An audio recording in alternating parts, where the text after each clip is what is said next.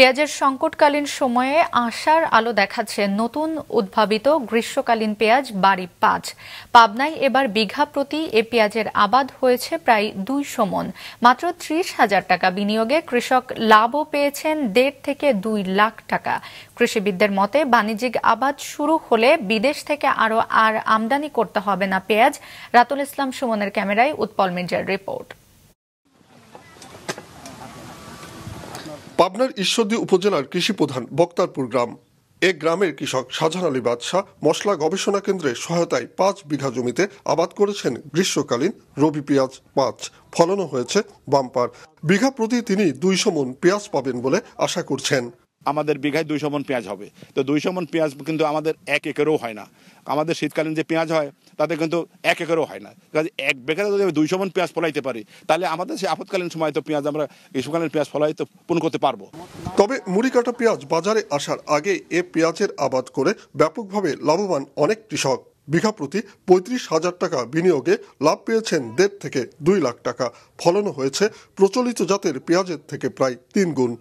এই পেঁয়াজ উৎপাদন করতে খরচ হয়েছে মাত্র বিঘা প্রতি ৩০,০০০ মতো সমস্ত খরচ, আর পেঁয়াজ উৎপাদন হয়েছে ১৫০ মণ মতো। ১ কেজি পেঁয়াজ দিয়ে ১ বিঘে বই এই দেওয়ার ফলান যায়। এই পেঁয়াজটা বাড়ি ৫ উৎপাদন করা যায়। আর আমাদের ওই মুড়ি কাটা পেঁয়াজের চেয়ে এই পেঁয়াজটা ফলনে ২ থেকে ৩ গুণ বেশি উৎপাদন হয়।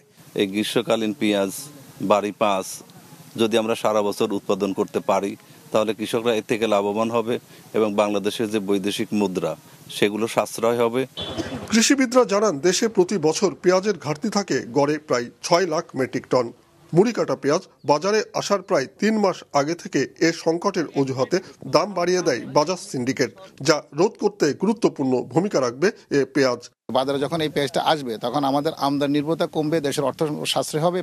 পাশাপাশি বাজারে যে কৃষকের ভোক্তার যে একটা মনোপলি মার্কেট সিন্ডিকেশন করতে এতদিন সেটা কিন্তু ভেঙে যাবে এবং এই পেঁয়াজের মূল্য কমে আসবে। এই পেঁয়াজটাকে আমরা এখানে উৎপাদন করতে পারি এবং এটাকে আরও জনপ্রিয় করতে পারি, তাহলে যে ৬ লক্ষ মেট্রিক টন পেঁয়াজ আমরা বিদেশ থেকে আমদানি করি এবং আমরা যে আমাদের যে ডিপেন্ডেন্সি ওই সময় আপনারা জানেন যে পেঁয়াজের দাম অনেক বেড়ে যায়, সেটাকে কিন্তু আমরা ওভারকাম করতে পারবো। মিলিয়ন অফার ওয়ালটন ফ্রিজ কিনে পেতে পারেন ২০ লক্ষ টাকা, রয়েছে কোটি কোটি টাকার নিশ্চিত উপহার। কৃষি বিভাগের ঊর্ধ্বতন কর্মকর্তারা জানান এ পেঁয়াজের আবাদ শুরু হয় বর্ষাকালে, ১০০ দিনের মধ্যেই উঠতে শুরু করে। ফলে ঘাটতি মেটাতে পেঁয়াজ আমদানির প্রয়োজন হবে না।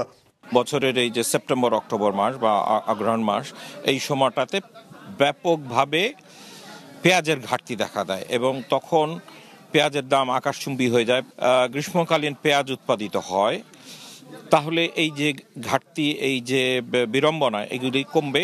২ থেকে ৩ বছরের মধ্যে আমরা এই গ্রীষ্মকালীন পেঁয়াজটাকে ব্যাপকভাবে কৃষকের মাঝে আমরা ছড়াই দিতে পারবো এবং সেই সঙ্গে পেঁয়াজের যে গ্রীষ্মকালীন পেঁয়াজের বীজ উৎপাদনের যে সমস্যা সেটাও আমরা এই প্রকল্পের মাধ্যমে অলরেডি কৃষকদের সেই টেকনোলজি দেওয়া শুরু করেছি।